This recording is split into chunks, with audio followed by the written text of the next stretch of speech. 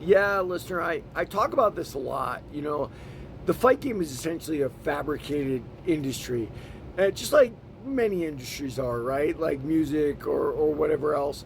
The bottom line is, I can take an awesome fighter and I can make him 500, and I can take a guy who can't fight at all and I can make him undefeated.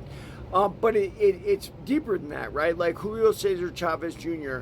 had no skill or talent, but they made him undefeated. They got him a world title by spurious means. But then he almost knocked out the lineal middleweight champion. I know Sergio Martinez was shot, but the reality was, like, by protecting him, by doing that, they made him better. And that's the job of a manager and whatnot. Now, what you're talking about here is what unfortunately happens at the end of our careers, right? You get fed to young lions, to young wolves. And that's just sort of part of the fight game. It's always been that way. Fight game is a game of manipulation. Everybody uses everybody else, but how is that much different than real life? And I've always said, fight game is nothing more than the microcosm of what real life is, right? Like, there's Joey Beltran back there, Russ Edwards, and then me, right? Like, I look huge there. I'm fat. I get it. So as I compare each and every one of us, like, I think we're all good fighters in our own way. Joey had the most success, obviously.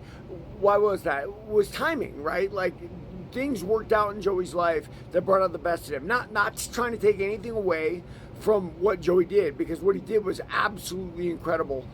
With the level of talent he had, he became world champion in bare knuckle. He was in the UFC. I mean, he threatened the top guys for a really long time in the heavyweight division. So it was awesome. But do I think Russ could have done that too? Sure, I do think Russ could have done that too if his life had unfolded differently, if timing had been different, right? Like, so there's nothing fair about life. There's nothing fair about the fight game.